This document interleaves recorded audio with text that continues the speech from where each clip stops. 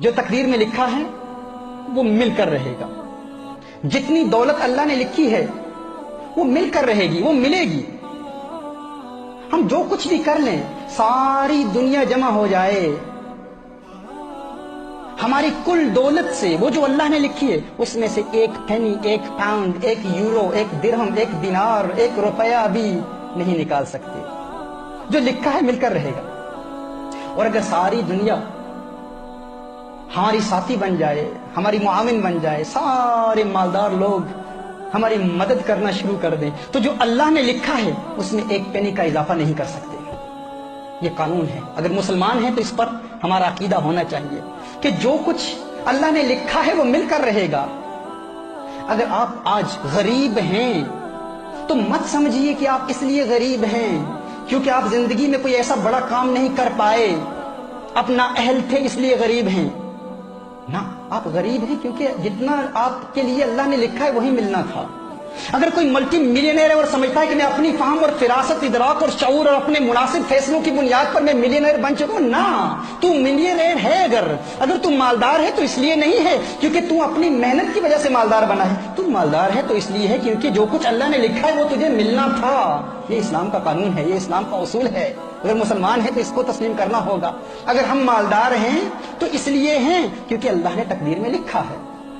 اب جو لکھا ہے وہ تو مل کر رہے گا نا، اس سے تو ہمیں کوئی محروم نہیں رکھ سکتا. تو پھر پریشانی کس چیز کی؟ پھر پریشان کیوں ہوتے ہیں؟ اب یہاں سوال پیدا ہوتا ہے، نیچرلی ایک سوال پیدا ہوتا ہے، ذہن میں ایک سوال آتا ہے کہ ٹھیک ہے اگر ایسی بات ہے تو پھر ہم کام کیوں کرتے ہیں؟ ہم محنت کیوں کرتے ہیں؟ گھر بیٹھے رہیں، کچھ نہ کریں تو پھر بھی مل جائے گا. تو آپ کو بتاؤں، یہی اسلام کا قانون ہے، یہی ضابطہ ہے. اگر آپ گھر میں بیٹھے رہیں، کچھ بھی نہ کریں، جو لکھا ہے وہ مل کر رہے گا. تو پھر ہم کام کیوں کرتے ہیں؟ کیونکہ کام کرنا رسالت مآب صلی اللہ علیہ وسلم کی سنت ہے. محنت کرنا، اور محنت کے ذریعے وہ جو اللہ نے لکھا ہے وہ تو ملے گا، لیکن محنت کے ذریعے اس کے حصول کے لیے حلال روزگار کمانے کے لیے کوشش کرنا، یہ کوشش میرے آقا کی سنت ہے، یہ عبادت ہے، اس پر ثواب ملتا ہے. ہم اس لیے کام نہیں کرتے کیونکہ جو اللہ نے لکھا ہے اس پر اضافہ ہوگا، نہ، یہ قانون نہیں ہے. ہم کام کیوں کرتے ہیں؟ کیونکہ کام کرنا سنت ہے، یہ عبادت ہے. حلال روزگار کی تلاش عبادت ہے.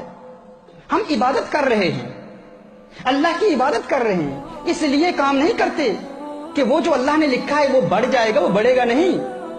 وہ جو لکھا ہے وہ مل کر رہے گا. اب اس کا دار و مدار ہم پر ہے کہ ہم اسے کیسے تلاش کرتے ہیں.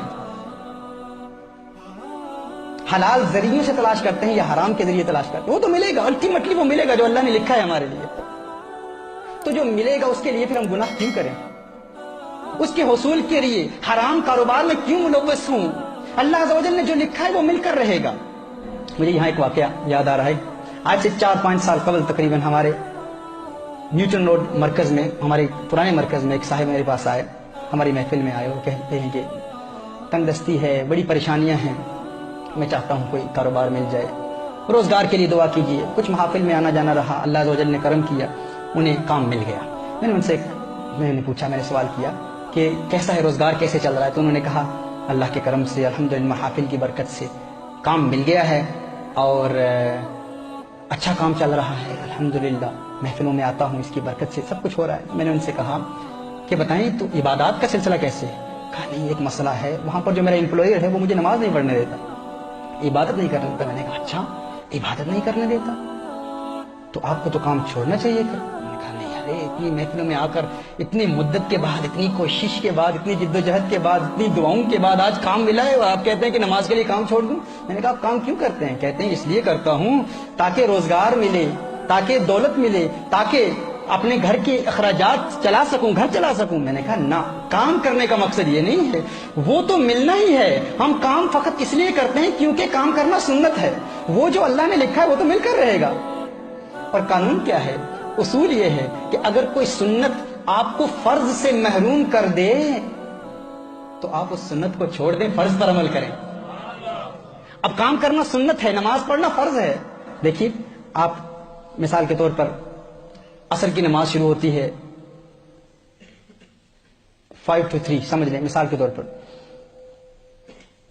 اور آپ نے ظہر کی نماز ادا نہیں کی، 2:55 हो गए, आपने जोर की नमाज अदा नहीं की। अब नफल पढ़ना तो सुन्नत है, अब उस वक्त अगर आप नफल पढ़ना शुरू कर दें, नफल इबादत शुरू कर दें, आपने फर्ज अदा नहीं किए, तो वो नफल इबादत उस वक्त करना गुनाह है, क्योंकि वो सुन्नत आपको फर्ज से महरूम कर रही है। लिहाजा सुन्नत को छोड़ें, फर्ज पर अमल करें। मैंने उसे कहा कि आप काम इसलिए कर रहे हैं क्योंकि काम करना सुन्नत है, और अल्टीमेटली जो लिखा है वो तो मिलकर रहेगा, लेकिन ये काम आपको फर्ज से महरूम कर रहा है, तो आप काम को छोड़ें, फर्ज अदा करें। उस अल्लाह के बंदे ने इस पर अमल किया। दुआ कीजिए अल्लाह अज़्ज़ व जल मुझे भी उसका यकीन दे दे जितना यकीन अल्लाह अज़्ज़ व जल ने उसे दिया था। उसने इस पर अमल किया। कुछ अरसे के बाद मुझे मिला, मैंने कहा क्या किया, काम का क्या हुआ? कहा छोड़ दिया। मैंने कहा रोजगार कैसे चल रहा है? कहा अल्लाह के करम से एक टैक्सी बेस का खुद मालिक हूं, अभी खुद मालिक हूं। ये यकीन ये हमारे अंदर अगर पैदा होगा कि अल्लाह ने जो लिखा है मिलकर रहेगा, तो फिर कोई गम नहीं, परेशानी है ही नहीं।